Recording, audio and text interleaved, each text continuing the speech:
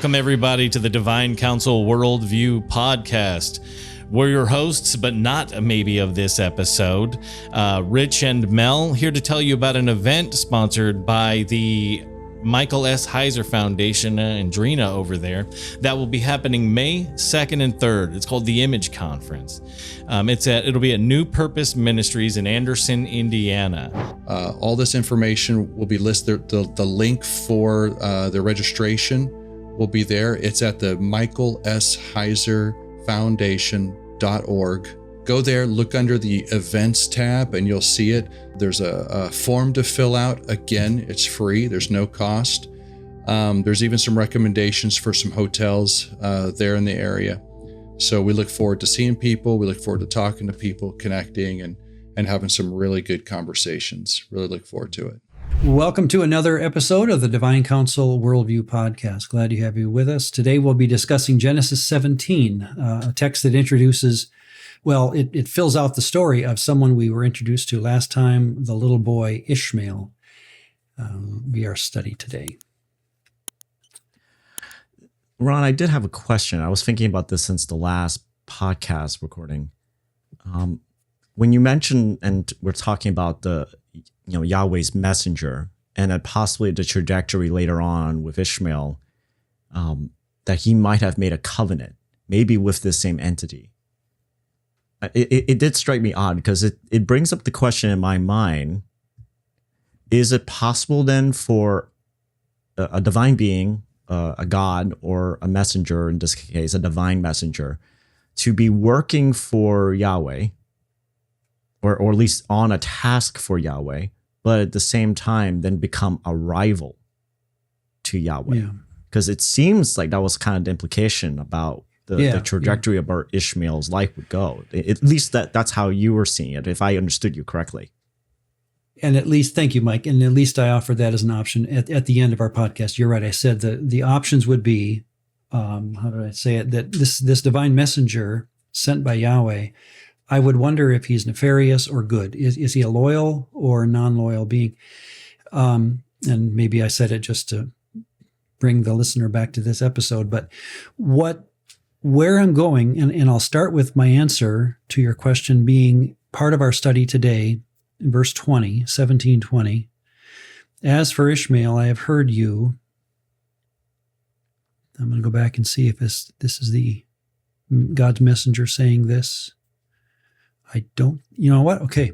This kind of gets into our study today, but notice how it starts, 17:1. Yahweh appeared to Abram and said to him. Now, how he appears, again, talk about a litany of possibilities. Vision, dream, messenger, how that would have worked. Although, verse 3, God talked with him saying, and then you get 22, he, God, Yahweh, whoever this being is, finished talking with him, and Elohim went up from Abraham. So, 17:22, I should look. I wonder if there's an article in front of, well, it doesn't matter. You could go either way. 17:22, he finished talking with him, and the Elohim or an Elohim, doesn't matter, because, the Elohim could be the person talking to him, went up from Abraham. So you get the feeling, and this is answering your question, you get the feeling that Abraham in 17 is talking to a being who is in front of him. I don't think the word malach is used in 17 anywhere there, but the concept, could be there that he's talking to Yahweh through a messenger, something like that. Now, though, to answer your question, is the malach that appears to Hagar possibly nefarious? Could he have been sent by Yahweh or be Yahweh's messenger and come to Hagar and Ishmael, in a sense, and say, here's a deal. Let me make you a great nation. And if you go with me, you'll be this, this, and this. And that it was actually a covenant being decided upon or cut. Because look at, and here's my answer then, in this text, and I'll show you some other examples that just come to my mind. 17:20. As for Ishmael, this being is saying for Yahweh, I have heard you. Behold, I have blessed him. and will make him fruitful, and will multiply him exceedingly. He shall beget 12 princes, and I will make him a great nation. Okay, good enough. This kid you're going to get is going to be a really cool guy. He's going to be powerful, strong, great, great history behind him. But look at the next word. But my covenant I will establish with Isaac.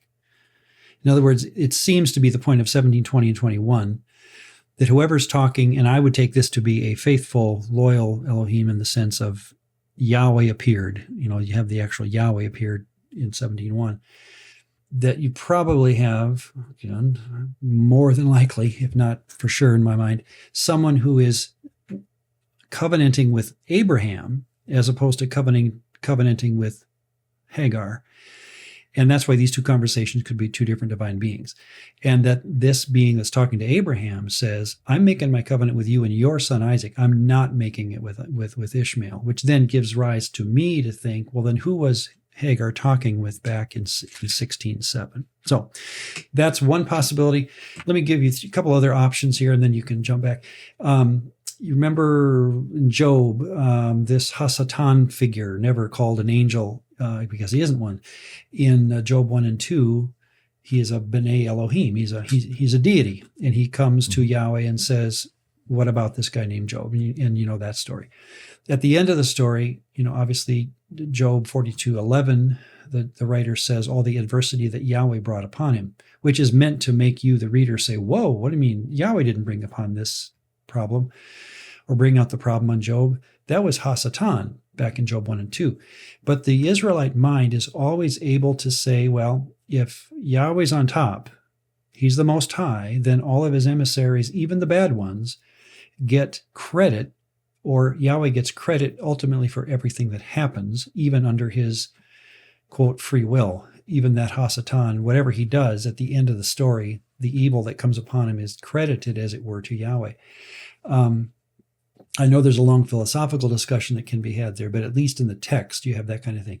You have a divine being that tries to beat up Moses in Exodus 4. Yahweh sought to kill him, and you have a strange story that's supposed to make you go, what in the world's going on there?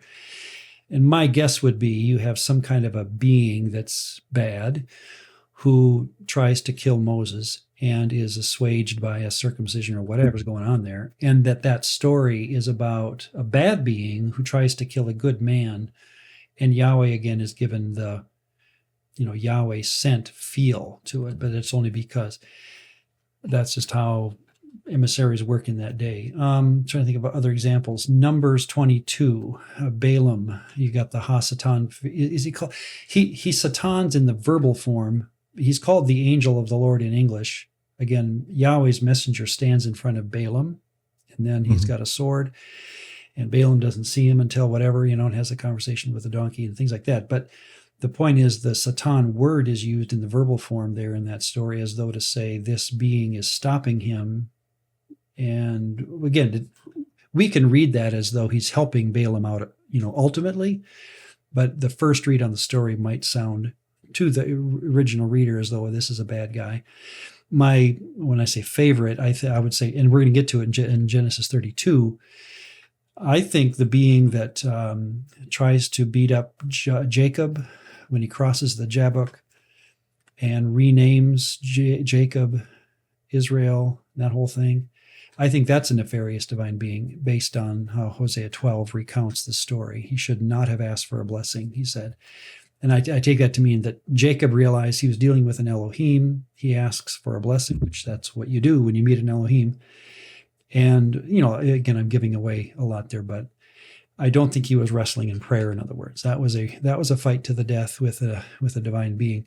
And was it from Yahweh? That's where you're going with it, your question. Can you be sent from Yahweh and then do a nefarious deed and even create a covenant with a being that you shouldn't? And I guess my options within, let's use our analogy of walking through the forest. I see you through the trees and I'm saying, here's where I am. I'm not sure where you are. Knowing you, we're going to come out on the same end, but here's where I am. And that is that I think it's quite possible, based on how a divine council worldview looks at the situation, that these beings have an amount of will involved, shall we call it free will or real will, whatever the choice there, that these beings have the ability, Psalm 82 seems to clarify this, they can go rogue, and that when they go rogue, Yahweh will hold them in account. So, long answer to a good question, and we're getting into it in 17. So, fair enough. I mean, I do see, like, I can understand why you could possibly take, those instances as nefarious, or at least the word, bad, right? The outcome, the long-term outcome might be bad. We may not see it as being ideal outcomes or circumstances. Yeah. And again, this isn't bringing in a Malak. Remember when Samson is attracted to a Philistine girl, the narrator just drops in this phrase, "It was of Yahweh," so that he could destroy them later. It's like, wait a second. So you're saying that Yahweh got into Samson's brain and said, "Hey, that's a good-looking girl," or I'd rather go this way, and I think there's a half a dozen of these that I've collected over the years. The writer just has the right at any point, because he's a monotheist at heart. When something happens, he says that's an act of Yahweh. Who knows how he did that, but Yahweh was in charge. And yet, was Samson guilty of falling in love with that Philistine girl? Absolutely. Can the narrator stop and say, "Yeah, but God's still in charge"? Yeah. In other words, you got that back and forth. I think that the Bible, the Old Testament especially, will love to, throughout that idea that Yahweh's always in charge. It causes the philosophers among us to go nuts, because we want to get this all straightened out. I mean, God only does good, Satan does bad, and let's keep them apart. And the Bible, I think, just doesn't go down that path. Well, and I think that, like, what you're pointing out is also just the very sharp contrast between this ancient Israelite or even Hebraic culture, Semitic culture, versus a modern 21st century postmodern, even post-Christian culture, right? Where we live in a culture and a time when we are very obsessed with trying to assign blame and responsibility to every individual party from within, right? That even whole entire ideological movements are trying to say, you as the individual are contributing to a greater whole of a bigger problem, and thus you are responsible for the bigger problem still somehow. Trying to find and get into the minutia of every little bit of responsibility. And so when we come to this whole entire moment of, like Job being a great example, oftentimes people will get upset or want to try to say the accuser is the one that was responsible. And yet at the end, the author of Job is pointing out, even God never even says anything about, like, oh, it was not really me that did all these terrible things to you, Job. He never tells Job what happened. He never tells Job, and he just takes it in. That Yahweh is ultimately going to be the one to, like, it ends with me. I am ultimately in the end responsible. It's just that as a modern, I find it very uncomfortable to ever assign bad outcomes to be God's responsibility. Right. Because I would like the picture to be, God only does good things, and I have good feelings and have good outcomes all the time with God.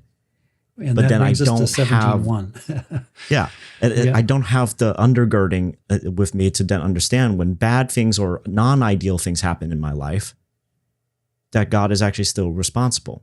Yeah. Thank you. And that, like I say, that's 17:1. Let's get there. The first verse tells us to go back and look at the end of 16. When Abram was 17:1, when Abram was 99 years old, Yahweh appeared to Abram and said, now 99 and 17:1, you're supposed to go back and look at the last verse of 16. Abram was 86 when Hagar bore Ishmael to Abram. So 13 years goes by in less than a half an inch on my Bible. Those 13 years must have been painful. He wasn't around at that point yet. Abram wasn't, but he could have written Psalm 88, verse 6. You have laid me in the lowest pit, in darkness in the depths. Your wrath lies heavy upon me. And you, talking to Yahweh, have afflicted me with all your waves. I mean, that's obviously said by a loyalist, Psalm 88, in the middle of pain, like most Psalms. I'm sure 88. Oh, I don't think 88 does. I remember seeing this once. 88 is one of those Psalms where it does not end happily. Yep. my acquaintances, blah, blah, blah, into darkness. Psalm 88 is like one of 4 Psalms in the entire corpus that does not end with a praise the Lord moment. Yeah. But the point is that Genesis 16, Abram is told, you're going to have a boy. He goes ahead and has a boy with Hagar. That boy is given a prediction. And at the end of 16, he's born. Verse 15, Hagar bore Abram a son. Abram named his son, whom Hagar bore Ishmael. Notice who owns whom here. This is Abram's son, not Hagar's. Hagar is the surrogate. So she has no legal right to this boy. That's Abraham's boy. Abram was 86 years old, and now Abram, chapter 17, verse 1 is 99. So 13 years. And it just reminds me of a story. I live with this story in so many ways. My wife was talking, or one of our best friends went through a painful divorce, and it was not her fault.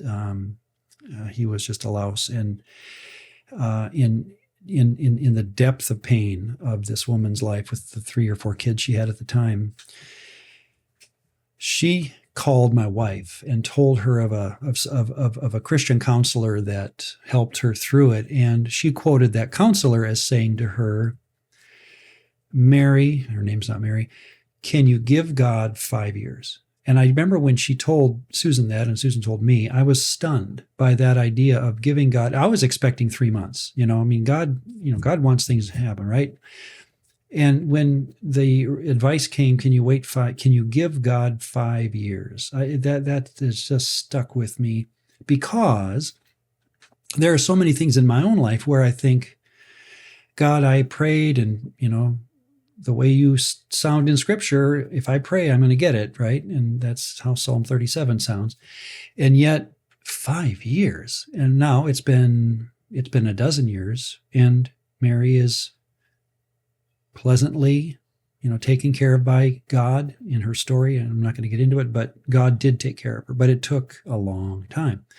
So when I hear 13 years in 16 compared to 17:1, I'm always reminded of that kind of a story where, can I give God, in fact, I even wrote it in my Bible, can I give God 13 years? What do you think, Mike? I mean, that's giving God time. As soon as you say, God, take your time, I think he just winks and says, you got no idea. I think this is where, when I hear your story of this, counselor saying, can you give God 5 years? I personally, from my own life experience, I wince at that, because I get very uncomfortable with trying to promise on behalf of God a type of physical or type of, earthly blessing, like children or marriage. And it is not something that is within my control as a human being. Because, when I read this and notice the 13-year gap in between the end of 16 and the beginning of 17, my own personal story with my wife is, we've been married for almost close to now 16 years. And a good amount of about 15 of those years, we have been going through a journey of infertility that eventually ended about 5 years ago when we discovered that she had cancer. And the theology, and this is sometimes how I realize that, as much as some folks will say and disparage, things like the prosperity gospel, right? Like the claim it and you name it, gab it, you grab it type of theology. Yet I think underneath that, there is still always this insidious kind of temptation to assume if I do good, God will give me good. Exactly. And because I deserve it, he owes me in some sense. And even within the culture I grew up in, and even with other folks who are not necessarily Chinese Christian, maybe Korean Christian or Asian Christian, there was almost this assumption. Well, yeah, some married couples may never have children, but that's those married couples. Yeah. Not you guys, not you, Mike. Like you guys will definitely have children. You will. And they try to promise. And I find there's a danger in that pastorally, because you can't control that. Right. And I remember this was sometime last year, a year and a half ago. It was after the passing of my sister months later, one of my cousins, he had his firstborn son. And in our culture, around the third month or so, we would go all as a family, as a big extended family, to celebrate and like, yay, you have a child, you're firstborn. And there was a moment, we've lived with this and we've come to a place where we're at peace about it. But, definitely going through lament and imprecation. But there was a moment my wife caught a look on my face, just like a very fleeting moment of longing. Yeah.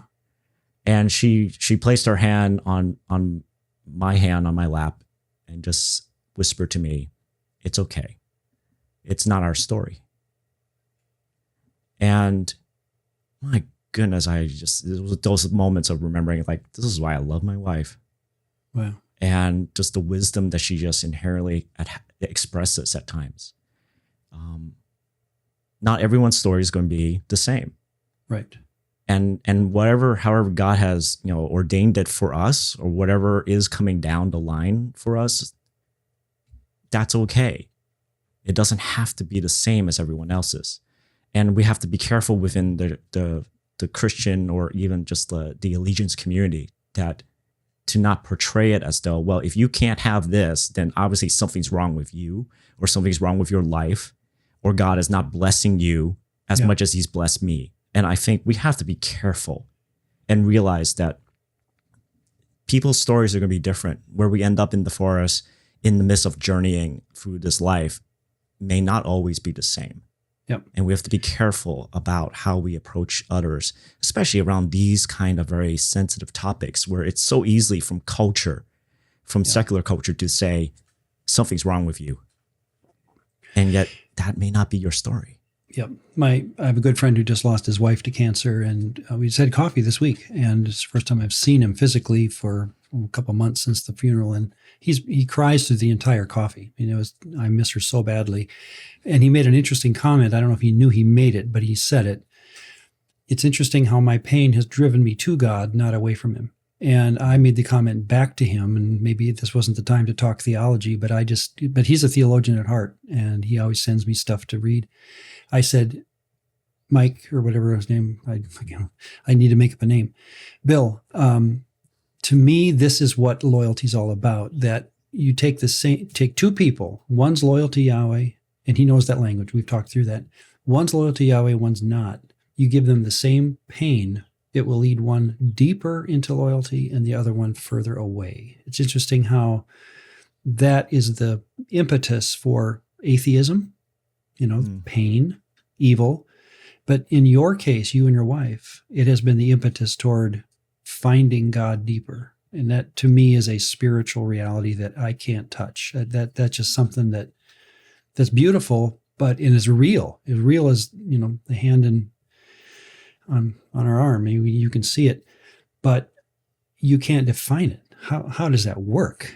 So, well, that's, and what you're going through, Mike, I want to say I'm with you in the sense that I went through it with my wife for a while, infertility, but you are still living that world. And my prayers are with you guys because I know how hard it can be. And to me, this is where we as two individual loyalists look at the same text and we see things that pop off the text because of what we're going through. Well, 17:1, Abram was 99. Yahweh appeared to him, and I guess in some physical form, he's talking to him. That's my understanding as I would go into this, based on how the story will go. I am Almighty God, walk before me and be Tamim. Now again, what word do you want to put at the end of 17:1? New King James, Tamim is translated as blameless. Blameless has that sense of perfection, which again, you don't want to go there because of how Tamim is used. Let me give you some examples. 6:9, Noah was Tamim. Now, the reason we think perfect is because of Exodus 12:5. Your lamb shall be Tamim, the one you sacrifice at Passover. But then in like Deuteronomy 18:13, you shall be, you human people shall be Tamim before Yahweh your God, as though it's totally doable. Joshua 24:14. This is the final, sermon of Joshua. Now, therefore, fear Yahweh, serve him in Tamim and in Emet, truth. And then notice the next line. This is, I think, what he means by that. Put away the Elohim your father served on the other side of the river. It's like, why do you got to keep bringing up the other Elohim, Joshua? It's because you have them in your backpacks. If I go looking today, I'm going to find idols in your backpacks. It's amazing that we get to that point in the story, the end of Joshua, and we still have the worship of other gods. But that's what I think in opposition to being not Tamim would show. And thus Tamim to me would be to serve Yahweh and not them. Psalm 119:1, blessed are the Tamim. Psalm 119:80, let my heart be Tamim regarding your statutes. So my whole point there is Tamim is a doable thing. It's not, again, the perfection that God requires. The standard line that God requires perfection and we can't give it to him, so he finds someone who can. I reject that theology based on just the text of the Old Testament, that God tells Abraham, 17:1, walk before me and be Tamim, and then you can put in brackets, and by the way, it's totally doable. And I think Abraham does walk. Can I bring in this interesting little note? Again, this is from T-Dote, the Theological Dictionary of the Old Testament. Yep. They mention in this entry for Tamim, the etymology is that it has the basic meaning of come or bring to an end. And in other Semitic languages, to be finished, or in Phoenician, to be entirely whole or become solid, make ready. It's almost like this interesting concept of being healed or being completed. Yeah. And, going back to the whole entire infertility thing, one of the processes, right? My wife and I, yes, we are in this together, yet we were in different stages of the grieving and of the processing through the pain. One of the books that was helpful for me in understanding this was the author expressing his own journey of infertility with his wife. One of the biggest moments for them was when they decided, after a decade of infertility and treatments and even failed adoptions, that we have to move on from this. This dream is destroying us, ironically. Oh, wow. And hurting their marriage and hurting their relationship, not just with God, but also with one another. And one of the pivotal points was they had gathered over that decade materials that would be ready for having a newborn, a crib, Sure. Yeah. blankets, teddy bears, that kind of stuff. And they had it all in storage and ready, like, when we finally are pregnant. And when they finally made that decision, we are okay that this is not our story. We will not have our own children, not even adopted. And we're going to even move to a new country, or we're going to move to a different place, start up new careers. We're going to have a resurrection year, essentially. Wow. Yeah. That one of the most important things that he counted was the moment when they gave away every last bit of all those articles, clothing, right, the cribs, everything. That it was essentially saying goodbye to what they thought they would be, but embracing who they are becoming. And so, like, this concept of Tamim comes up in my mind of, like, in some sense, those little idols, those little gods that the Israelites had in their backpack. This nostalgic feeling of, like, well, this goat demon helped me. Yeah, exactly. But God is saying, it's like, you have to leave that behind. Yeah. Forsake that, because you want to be whole with me. This has to be left behind. Yeah, and so we don't want to minimize that blamelessness as a challenge, because we're going to meet Abraham's children who still have, Rachel will be sitting, or Rebecca, which one is it, sits on an idol coming up here, as though, what in the world is that doing in the family? So the challenge of worshiping Yahweh, I don't think ever leaves the story. He's a minority deity where Abraham is living. So every day he's having to wake up with Yahweh and go to bed with him, as it were, to be consistent with the belief in this God. It seems to be very quiet for 13 years. Again, between two chapters, we get nothing in the story. But yeah, thank you. Got to move on to verse 2. I will make my covenant. Remember this thing from we learned before. I will make my covenant between me and you and multiply you exceedingly. Abram fell on his face. And Elohim talked with him saying, so there's no article in front of that one I saw, 17:3. And so there is an Elohim talking with him. Again, right in front of him. I wouldn't, again, my version of thinking, I would recommend there's a malach here. Doing it. As for me, behold, my covenant, he's talking for Yahweh. My covenant is with you, and you shall be a father of many nations. So there it is. My covenant with you. There's a give and take. You'll be loyal to me, and I will be loyal to you. No longer shall a name be called Abram, and have that changed name to Abraham, has a derivation in the text to, being a father of many goyim. So now this idea of goy being a outsider, it's also going to be part of the story of Abraham and his family, that he will be the father of many people. And again, for sake of vocabulary, you get the goyim there. 6, I will make you exceedingly fruitful. Again, spoken to a man who has no children. And I will make nations of you, and kings shall come from you.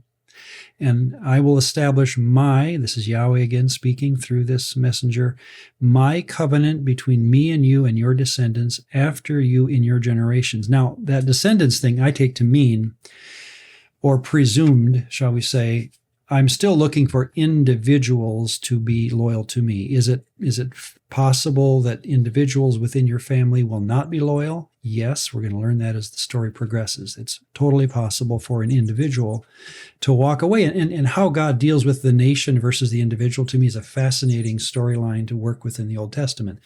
Why did Israel go into captivity? Was it because 51% of the populace became idolatrous, or the leadership? All those questions are good ones, but often our Bible survey texts don't get into that granular question, which I think is a basic question on the divine counsel worldview mindset. What does it mean to be loyal? How many people were loyal? What did loyalty look like? On and on becomes, I think, a fascinating way to read the Old Testament. I will give you, remember we talked about land a couple podcasts ago, verse 8. I give to you and your descendants the land in which you are stranger. You're renting now, and every way you look, someday you're going to own it. Amazing.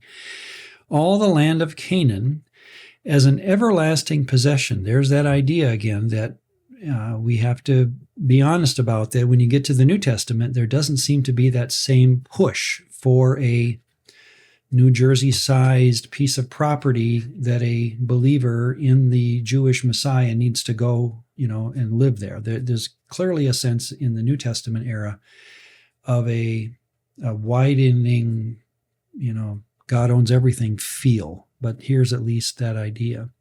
God said to Abram, as for you, you shall keep my covenant, you and your descendants. And here is, verses 10 and 11 are interesting because this is the lone place this happens. This is my covenant which you shall keep, my deal. Again, the word covenant is not a religious word. It just means a deal. Between you and me and your descendants, every male will be circumcised. So again, the surgical procedure on a little baby boy is brought up for the first time in the story. Notice how early this is. This is well before Moses and the Levitical laws that are in like Leviticus is at 17 about circumcision and so forth. Here comes a promise that God makes to this man, and he ties it into a procedure that will be famous later. It does hint toward the idea that this is not new to the human population at this point. And we know that, for example, Egyptians circumcised their boys, historically. And so the idea of circumcision is not brand new to human civilization as of Genesis 17. There probably was some kind of a medical procedure being done just for the benefit of the boy, frankly, and for the benefit of like a hygienic issue. That probably is the basis for this. And again, I would just look at circumcision in your Bible dictionaries that you own. And you shall, verse 11, this is where it gets interesting to me. You shall be circumcised in the flesh of your foreskins, and it shall be a sign of the covenant between me and you. That's pretty word for wordish. I'm in my New King James here, but that's how it comes out in Hebrew. This will be a sign of the deal between me and you. Now, is it possible? Here's again where divine counsel worldview doesn't have to go one way or the other. Is it possible that this was understood by Abraham as a personal thing, that this is me and Yahweh? This is how I show my loyalty, that in my generation, everyone under my roof. In fact, verse 12, he who is 8 days old among you shall be circumcised, every male child in your generations. He who is born in your house or bought with money from any stranger, even the slave/servant, who is not your descendant, he who is born in your house and he who is bought with your money must be circumcised, and my covenant shall be in your flesh for an everlasting covenant. Is it possible that Abraham heard this as a personal, momentary, temporary, shall we even say, deal that he's cutting with Yahweh? Because, and the reason I bring this up is two things. One, he's going to circumcise Ishmael, verse 25. So this isn't just limited to inside covenant people, because we're going to notice that I'm reading ahead, but Ishmael is not going to be part of the covenant, but he does get circumcised. And then number two, the hypothetical nature of circumcision to me is a fascinating thing to follow through the Old Testament story, because you get to Moses, right? And you get to Levitical law, and it's just the rule, you must be circumcised or, well, did I read? Yeah, I didn't read 14. Look at 14. And the uncircumcised male child, he who is not circumcised in the flesh of his foreskin, that person shall be cut off from his people. He has broken my covenant. Now, again, you don't have to read very far in the Old Testament to where you realize people were not being circumcised who should have been, like the people coming out of Egypt for those 40 years. When you get to Joshua, is it 2 or 3 or 4 or 5, somewhere early Joshua there, Gilgal is the place where Joshua circumcises the people, the rolling away story. Mm-hmm. And it said that this is to undo the non-circumcision that had been going on for 40 years, which, by the way, Moses was in charge of. So the very guy who got the law about circumcision didn't keep the law about circumcision for 40 years. It's almost like he forgot or something. But no, I'd say that, is it possible that they always took the Hebrew culture at this point in the story, to be fair to, where we are on the ground, they took this as yeah, we should. But even a Moses won't demand it. And obviously shall be cut off. That didn't happen during the 40 years of wilderness wandering. And then one more thing, and I'll let you, respond if you'd like, Mike. What's weird to me, not weird, wrong word, what's fascinatingly theological is that Paul gets to Romans 2, and he, as a good Jew again, has the audacity to say, circumcision is not of the flesh, but of the heart. And a Gentile who is circumcised in his heart is what counts. Which if I'm reading that as a Jew, no wonder I'm so mad at Paul. How dare you take the very thing that God gave to Abraham and then offer it to a Gentile living in Rome and say, oh, by the way, if you're just circumcised in your heart, that's okay. This isn't a class or a podcast on New Testament interpretation, so I don't have to tell you my view on all that, but I think that's what we would call a midrash of Paul. He's seeing a story, respecting it for what it is, and then using the words to define something new for a new time period, a trajectory of understanding about Yahweh and Jesus and such, that you don't have to be circumcised. Here's my point. Paul takes this passage right here and says, no, we don't need to circumcise anymore. In Romans 2, he'll say, no, we don't need to circumcise. How can he do that? As I think he is seeing the trajectory of what I just took 10 minutes to describe, that this might have been just a local, temporal promise that God made with Abraham's family at the time, but even God didn't intend for this to be the way he was going to divide between sheep and goats in the family of Israel. What do you think? Well, I've said a lot there, right? So there was a lot.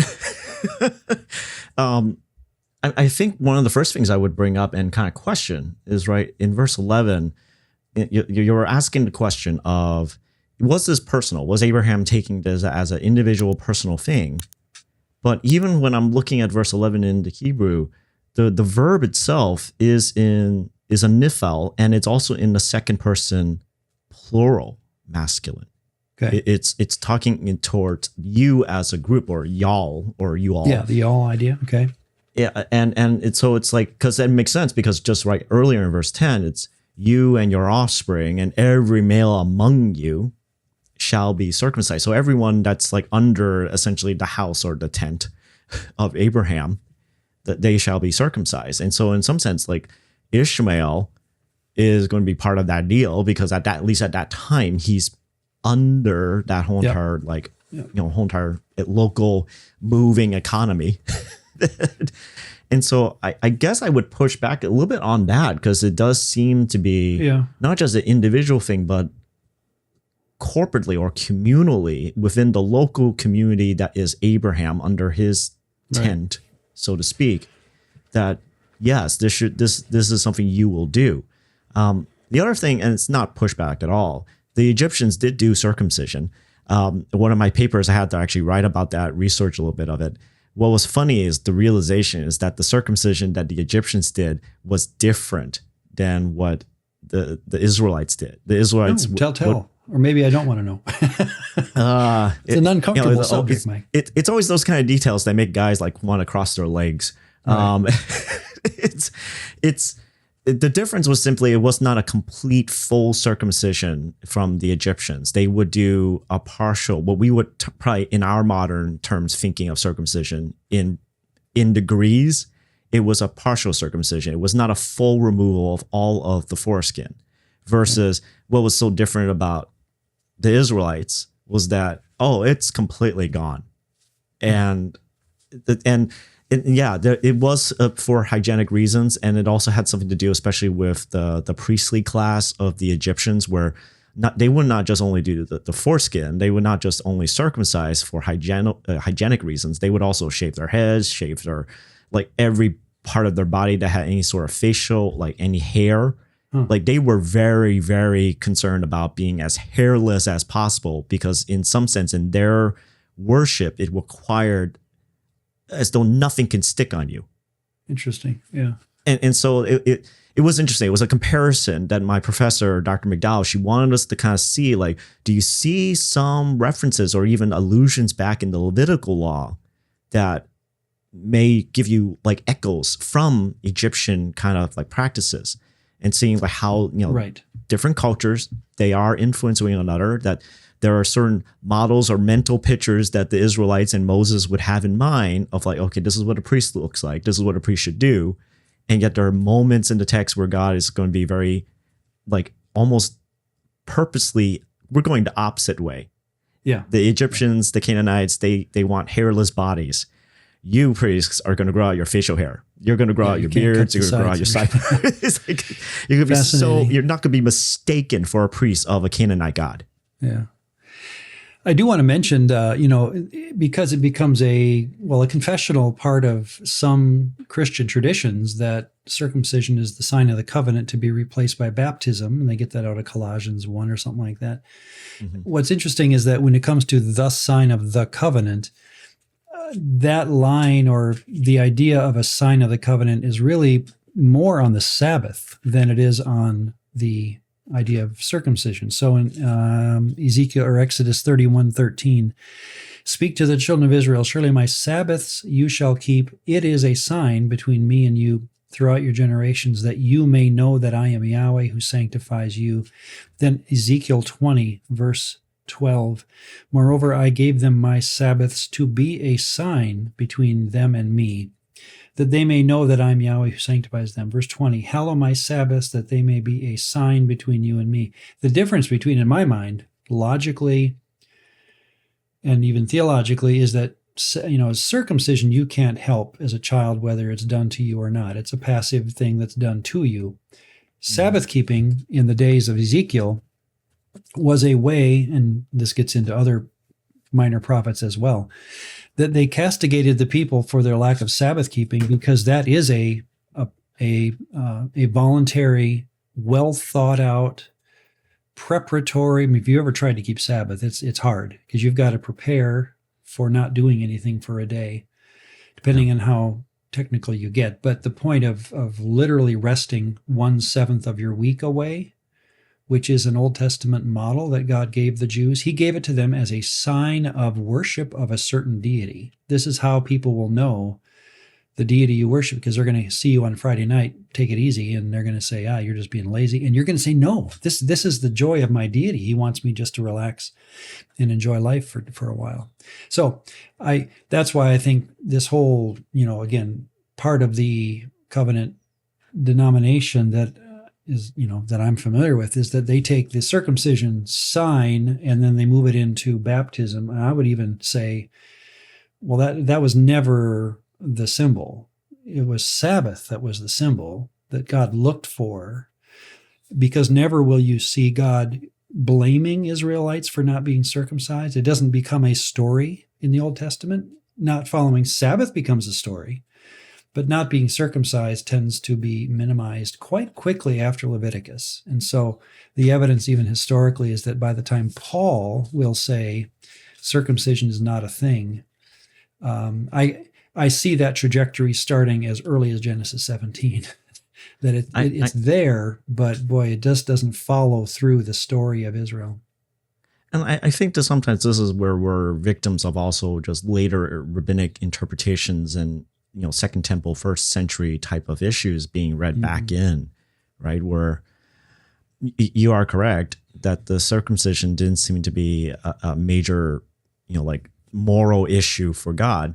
I mean, from a very pragmatic level, if I was on the ground with the Israelites walking through this wilderness of so many years, yes, I know technically I should be circumcising my son, but we're also on the move all the time, and there's almost this practical reality of well, if we did this, I would need to have a sense of we're not going to move for a while because my child's going to be in pain.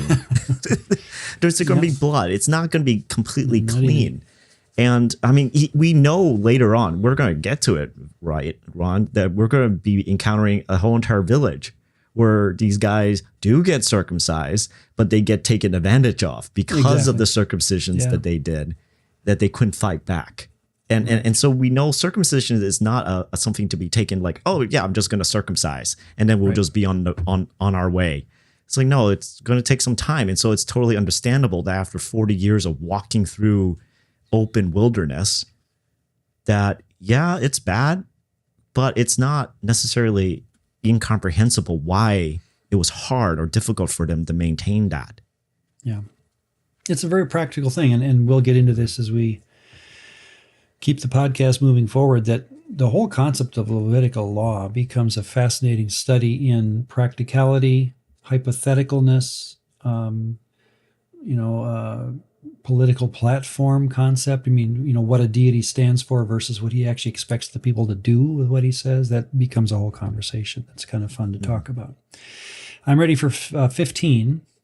Yep. Then God said to Abram, as for Sarah, your wife, Sarai, call her Sarah, and I will bless her. 16, give her a son, you a son by her. I will bless her, and she shall be a mother of nations, kings, just what he had said back in verse 6. This will be what her role will be. Kings of peoples shall be from her. Then 17, Abraham fell on his face and yitzhaked. He laughed. Tzakak means to laugh. Mm-hmm. And I believe the actual inflection there is Yitzhak, Isaac. So he yitzhaked and said in his heart, shall a child be born to a man who's 100?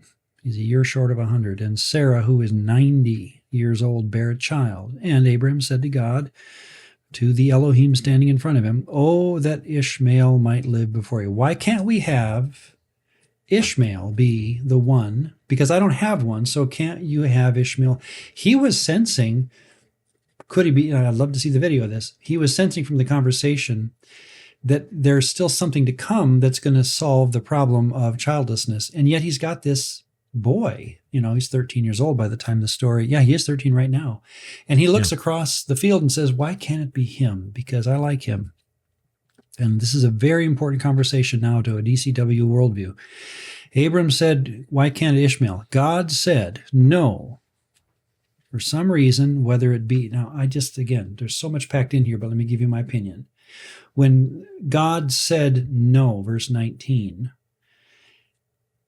is it possible, and I'm leaning 68% yes, that he was speaking to the story of who Ishmael was worshiping, that he was saying no on the basis of not I don't like him, not that I'm predestining him to not be, but there's something between him and me that's not working. Okay, so let me read it that way. No, Sarah your wife shall bear you a son, and you shall call his name Yitzhak, Isaac. I will establish my covenant with him for an everlasting covenant. Now again, Isaac's not born, so I guess I can't speak about what he's going to do, but notice the argument. I'm rejecting one who's 13, and I'm taking another with his descendants after him. As for Ishmael, I have heard you. Behold, I have blessed him. Again, this being speaking for Yahweh, however that would work, would be, I think he's saying, I'm speaking for my messenger here, or my sender. Here's what's going on. Yahweh has blessed him and will make him fruitful and will multiply him exceedingly. He, that's Ishmael, shall beget 12 princes, and I will make him a great nation. Go ahead to 25:16. The Ishmael story kind of comes and goes on us, just a couple other places. 25:16. These are the sons, we're the sons of Ishmael, and these were their names by their towns and their settlements, 12 princes according to their nations. There's that 12 again. These were the years of the life of Ishmael, 137 years. He breathed his last and died. It's 1837 BC, and was gathered to his people. So that's the end of the Ishmael story. But now let's go back. Verse 21. But my covenant I will establish with Isaac, whom Sarah shall bear to you at the set time next year. Interesting. When he finished talking with him, God went up. I'd love to see what the verb there is. Can you get it quicker than me? Genesis. I should have looked that up. 17:22. Oh, yeah. That, you know how Jews talk about doing aliyah, going up to Jerusalem. It doesn't necessarily have the up implied. Going Allah or going aliyah, it can just mean to go. And so I don't want to do we have to necessarily draw the inference that this being, ascended Allah Jesus into the air, or could it just be went away? I think you could read aliyah there as just a movement generally. But anyway, maybe it did. Maybe it floated up into the air. We just don't have enough there. So here's 23. Abram took Ishmael his son, all who were born to his house, all who were born with his money, every male among the men of Abram's house, and circumcised the flesh of their foreskin. So Ishmael is part of the story of the circumcision story. He doesn't limit circumcision to Isaac, the one he was just told that the covenant would be through whom. He doesn't just do it to Isaac, he does it even to someone whom he was told is not going to be part of the covenant, which I find interesting. And then nothing else to say except 25. Yeah, Ishmael, his son, was 13. Ishmael, let's close our episode by just finishing up this question of Ishmael, because obviously we need to put him to rest as though, what happened to him. Ishmael's story ends in verse 27 of 17, but it resumes in 21:10, the story of Ishmael. So the child grew and was weaned. Therefore she said to Abraham, I'm jumping 21:10, cast out this bondwoman and her son, for the son of this bondwoman shall not be heir with my son, namely with Isaac.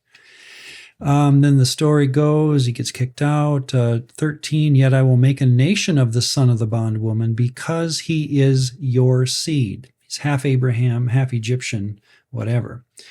And then you have 17. God heard the voice of the lad. Then Malach Elohim called to Hagar out of heaven. Very rare that you have a malach calling out of heaven. It happens in 22 with the burnt offering, to slay 22:11. the Malach Yahweh, Yahweh's Malach calls to him from heaven. So sometimes these messengers, they're a divine being just based on where they call from. And 21:17 seems to be that case there. He's a divine messenger. He calls to Hagar out of heaven and said to her, "What ails you? Fear not, for Elohim has heard the voice of the lad where he is." Again, I'm not making too much, but I want to say there's just enough wiggle room there where the name Yahweh isn't put in there. It's Elohim. And Elohim, again, can be a title of any divine being. "Fear not, for Elohim has heard the voice of the lad where he is. Arise, lift up the lad, and hold him with your hand, for I will make him a great nation." And Elohim opened her eyes, and she saw a well of water. And she went and filled, So Elohim was with the lad, and he grew in the wilderness and became an archer. The next then look at this, 21. He dwelt in the land of Paran. His mother took a wife for him from bingo. Bad news. Again, if you're reading this as an Israelite, where you get your wife from tells the reader your religion. Now, there are exceptions, but why would it say that unless it wanted you to go, uh-oh, his wife is from the land of Egypt. Now go ahead to 25:9. Abraham breathes his last in 25:8. So the death of Abraham is the next time Ishmael is mentioned in the Bible.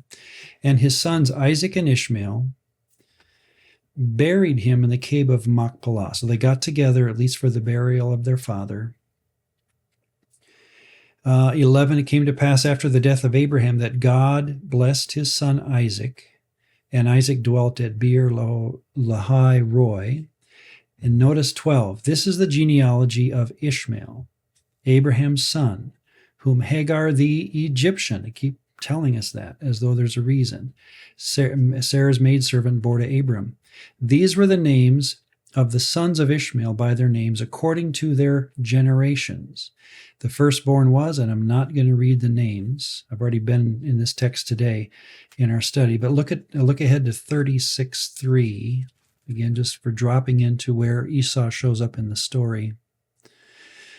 Well, 36:1. This is the genealogy of Esau, who is Edom. And again, as we get to this story, Edom is an enemy of Israel. Esau becomes the head of an enemy of Israel. Esau took his wives from the daughters of Canaan. Bingo, there's again. Why would you take wives from Canaan unless you have a reason to? And look at verse 3, Basemoth, Ishmael's daughter. So Esau marries a daughter of Ishmael, his niece. All right, daughter of Ishmael. Intermarriage between the lines of Ishmael and Esau should again foreshadow problems to the Israelite who is thinking hugely in terms of genealogy and keeping it pure and so forth and so on. Isaac, remember, you will not take a wife from this area. We're going to head you back up to way up north, Hazor, what's that northern city up there, where Abraham came from originally. So the idea of marrying someone who is not a non-believer is starting to build into the story, and the fact that we have Ishmael and Esau even intermarrying, and Esau being, we will get there and take his life apart too. He clearly is not a worshiper of Yahweh, and it's going to be that Jacob is Esau division of which God I think you can find in the text quite easily. So, all to say, what do we do with Ishmael? If we didn't know anything more, we could, Ishmael's never mentioned again. You just lose sight of him in the biblical narrative until you get to Galatians it is. And Paul, who is trying to explain the story of Gentile inclusion into the Jewish heritage, right? The inheritance is being given to Gentiles who worship Jesus. That's what's in Paul's mind, which is mind-blowing to his world. He says, well, we got a story in the Old Testament. It's about Hagar and her son. And I don't think he mentions him by name, but it's Ishmael. And he uses that in a midrashic spin to say, here's how you divide between those who are loyalists in their heart and those who are, this is my quick paradigm of it, those who are loyalists in heart and those who are loyalists in physical trait. They're part of the story, but they only physically, they're son of a slave woman, and he has that kind of language to define the other. And the other to Paul, here's the point, the other to Paul was the Ishmael line. So if Paul is going to be appealed to at all about the story of how Isaac and Ishmael and Esau and Jacob flow, which I think is fair to do, he is not going to have any time for the idea that Ishmael is a Yahwist. I think he sees him as an other. And now, and I close with this because our time is up, but because of where we live in the historical storyline, now it's easier to look back. Had we been in Paul's day, I don't think we could have done this. But because of what happens in history, and that is about 500 some AD, Muhammad in Medina, begins a new way of looking at the Old Testament and Christianity, and he gets the Quran given to him by a Elohim, that story. And then here is the Quran's version of Genesis 22, where Abraham is told to sacrifice his son. This is in the Quran. Abraham prayed, "Lord, grant me a righteous son." Interesting. We give him the glad news of the birth of the forbearing of a son. When his son was old enough to work with him, he said, "My son, I have a dream that I must sacrifice you. What do you think of this?" He replied, "Father, fulfill whatever you are commanded to do, and you will find me patient by the will of God." When they both agreed, and Abraham had laid his son on the side of his face for slaughtering, we called to him, "Abraham, you have fulfilled what you were commanded to do in your dream. Thus do we reward the righteous ones." It was certainly an open trial. He ransomed his son with a great sacrifice and perpetuated his praise in later generations. But guess who that is? In the Muslim tradition, that is Ishmael, not Isaac. And so the Ishmaelite version, which is in the Quran today, again, not by name, but by tradition. If you ask a Muslim, who is that son of Abraham? That's Ishmael, they'll say. And give us a righteous son, I think, is a code way of saying, we want the one who is going to follow the right path. All right? Again, righteous in the ancient world is not behavioral, it's covenant. So the story, I'd recommend, again, I'll have to summarize for time, that the Quran, written 500 or so AD, well after Jesus, undoes the Israelite story, undoes the Christian story, and presents a very different view of which son, that is Isaac or Jacob, or Isaac or Ishmael. It presents a completely different view of which son Yahweh chose to run the world, the covenant through. And of course, by the time you get to today, let's bring it into modern day, a Muslim worships what he would claim to be the God of the Bible, though it's redefined. And in Arabic, Allah is that title or even the name. So long story short, where does Ishmael show up? Outside the Bible, New Testament, hardly at all. And then outside the Bible in history as the opponent to this very story we're reading, where God claims he's going to have a covenant with Isaac. I just find that amazingly suspicious, if not, predictive, that we are going to be faced in our modern world with a story that is directly traceable to Genesis 17. And it's all through, again, what we call the Muslim, Jewish, contention. It goes back to which son. Is it Isaac or is it Ishmael? The Muslim tradition goes with Ishmael. And through Ishmael, by the way, you get to Muhammad. And through Isaac, you get to Jesus. Now, they purport to respect Jesus. But when it comes to where the covenant is going, it's going through Muhammad, clearly. So, again, I said a lot there, but that to me is why I don't, again, I'm 68% on this. I wouldn't be surprised to find that the being that covenanted with Ishmael and Hagar was a nefarious religion-building deity who today is called by title Allah. That, again, it's not a name, it's a title.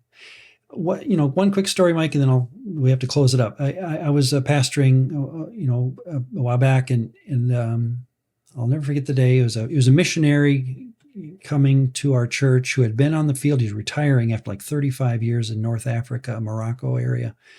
So he had worked with Muslims all his professional life as a Christian missionary. And I listened to his sermon, very good, and I thought, you know what, I'm going to ask him, because I had heard this discussion, I'd read about it, I'd always wondered, you get it online, is Allah Yahweh? Is the being that Muslims worship, they call Allah, but is that the God of the Bible? And are we just disagreeing over title or storyline or, how we define this being? I was nervous to ask him because I thought, what if I come off as, what a dumb question. You're always nervous to do that. So I approached it nervously and I said, I finally got around to it. And I said, do you think that Yahweh, or is Allah, in your opinion, Yahweh? And what I appreciated was his immediate pause, as though to say, good question. And that's exactly what he said. And I was so relieved. It's like, he said, you know what? That's a good question. So, and I say that to say there's a lot of online discussion. You can where you want on this one. Is Allah and Yahweh the same deity? We're all over the map on that within the Christian tradition. And I understand that. But what he said was this. I've been there some 30 some years, and it's taken me a long time because I've been on both sides of this question. But here's where I am today. He said, based upon how Muslims define their deity, I don't see that as Yahweh. That was his way of coming to that conclusion. The way Muslims define their deity, that's not Yahweh. Notice what he didn't say, because this was part of his sermon. When I'm in North Africa, I don't say this. I don't start a conversation by saying you're worshiping a demon or you're worshiping another God. I use the word Allah for God, for Yahweh, because otherwise I have no conversation with them at all. Yeah. So that's how I get to know my friends, and I have many Muslim friends, and we talk about Allah all the time. And that was his point to me. I'm telling you this almost in confidence, because when it comes to worship or a missionary effort, if I say Allah is not Yahweh, I lose him right off the bat. But my opinion, and I'm saying this to you, Ron, I don't think they're the same being. And that's, again, I was, what's the word? It made all the divine council worldview for me make sense. Okay, so what we probably have here are two different deities that are going after entire ways of running their kingdom. Allah has got his way, Yahweh has his way. They're very different based on, as this guy said, the way they define their deity. So anyway, again, I've talked a long time, but what do you think? Well, I think, and this is the analogy that we've used before about walking through the forest in different paths, right? And I think, certain presumptions. And so, my theological card, and actually, I do appreciate the story because one, I would agree. And I think this is also a good example, again, of like when you're in the mission field and when you're just thinking missionally, right? One of the concerns is you have to be able to communicate with your audience. You have to be able to connect with them. And so that does bring up that question. Is it like a theological compromise to use their own name for what they refer to as God or the creator, and to use that as an entry point to eventually slowly introduce the idea? I think Yahweh is actually the creator that you call Allah, but we call him Yahweh. And specifically, I view his son, Jesus, as also the creator. And thus, getting into that conversation, right? And so thus, it brings up about how the importance of understanding terms and also what is the intent missionally. That has to be part of that. I think sometimes in internet discussions, people just take all the layers and jam them down into one layer and then just assume there's only one answer, and not realize that the context and also really the heart mission of what you're doing for the long game there are progressive steps you have to take if you're playing the long game of bearing the gospel to other people, bringing the good news to those. Now, theologically, I think for me, where I am coming from, it really is more influenced by that moment in 17:1 where it says Yahweh appeared to Abram. And I think where my mind goes when I hear that, and you may agree, disagree, I think of also that moment when Yahweh appeared in the garden after Adam and his wife sinned. That he didn't send a malach, he didn't send a messenger, he didn't send a representative. He came to talk and call out to humanity, where are you? And have a personal interaction. So for me, there is an importance of the idea that Yahweh appeared. And so I think when I see that, I naturally, just from my own upbringing, I naturally associate the word Elohim back to that moment in 17:1 as Yahweh. Okay. And I do understand, like, there is that, like, the trajectory of what happened to Ishmael. And yes, about Ishmael marrying an Egyptian woman and all these other trajectories that later on.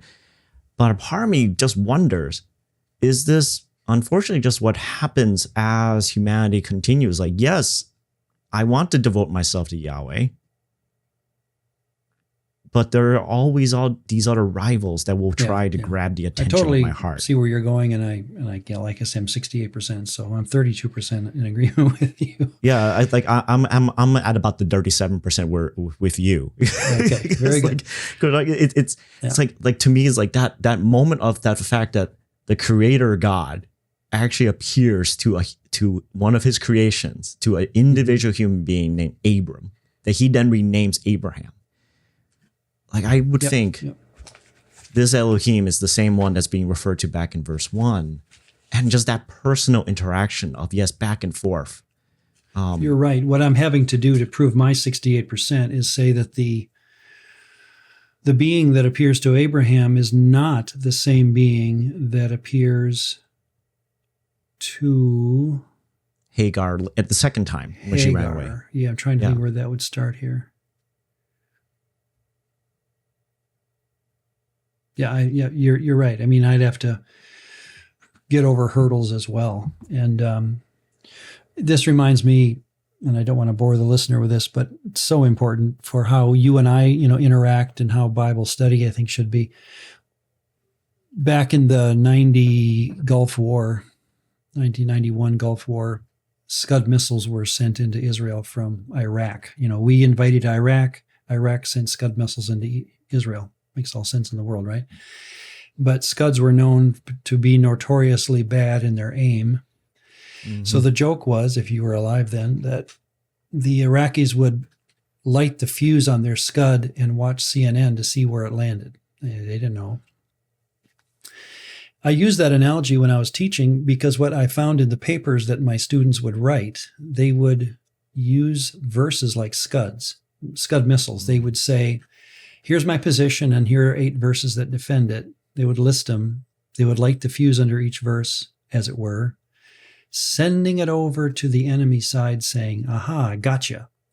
Meanwhile, not realizing that the enemy used those same verses for their position. In other words, what I told my students, and I don't think hardly any of them ever learned this, I say that sadly, but I said, when you write a position paper theologically, you can't just cite a verse as though that wins your case. Because if you listen to your opponent, he cites the same verse, right? You can't light the fuse under a verse and say, aha, got you. As though the person on the other side says, I didn't know that verse, even though it was there. No, that's very, immature for how you handle theological discussion.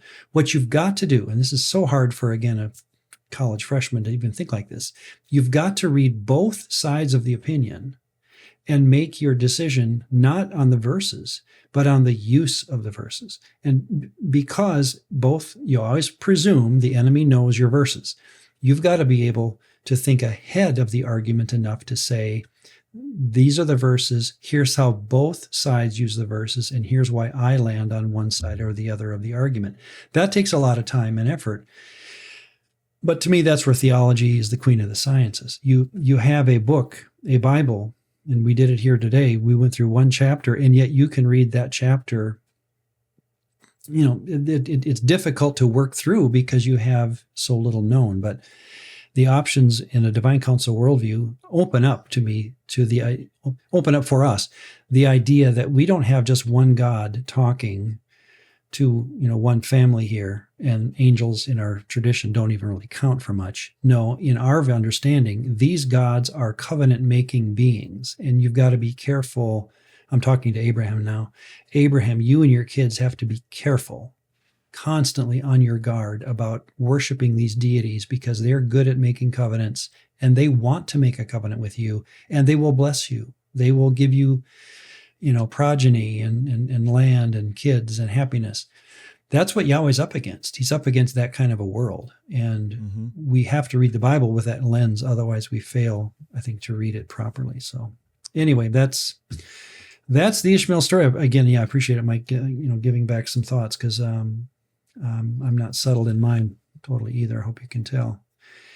We will drop it here and pick up again, talk about another one. Here comes 18. The Lord appeared to him by the terebinth trees of Mamre. So next time we'll pick up chapter 18, which bleeds into 19, and that's these three men who show up at Abraham's tent and knock on, I don't know how it sounds to knock on a tent, but they're going to knock on his door and say, come with us for a conversation. And one of them turns out to be clearly a divine being speaking either as Yahweh or for Yahweh, one of the two again. So we'll do it next time.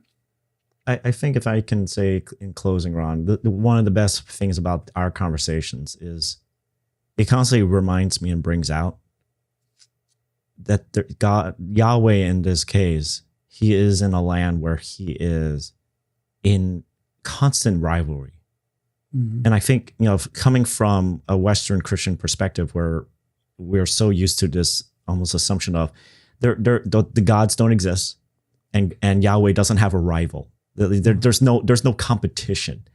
And reading the scriptures this way, it really does kind of amp up the gambit. It amps up the stakes, because in many ways there is rivalry, there is competition.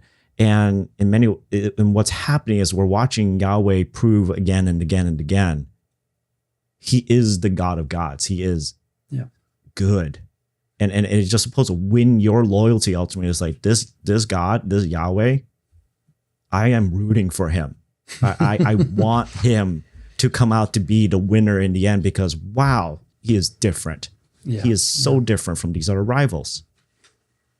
And you and I have learned that, and that's what's so fun too, is we're looking at this after our maturity. We've both, I'm going to speak for you, but I think I can. Your innocence is lost. You are sold on Yahweh. You're not going back. You have seen both sides, and you say to yourself, why would I ever, like a Peter, where would I go? Or it's like, thanks a lot, Jesus. I've lost all my options because of who you are and how you've presented yourself and how you've presented your Father to me. I don't have anywhere to go. So if you're going to leave me, count me out completely. That's how I feel. I mean, I'm not switching deities because my innocence is lost. And I don't say that with pride at all. I say that I'm absolutely enamored with Yahweh. And through the text and through how he's treated me, that double whammy of saying he is my God and I'm going to get up with him, go to bed with him. I might struggle throughout the day behaviorally, but thank God that's not why I'm being considered righteous, So, yeah, thank you. All right, great. Thank you, and have a wonderful day. We're heading out to a birthday party, one of our grandchildren. So, Same here. See you next time. Bye, folks. Yep, bye-bye.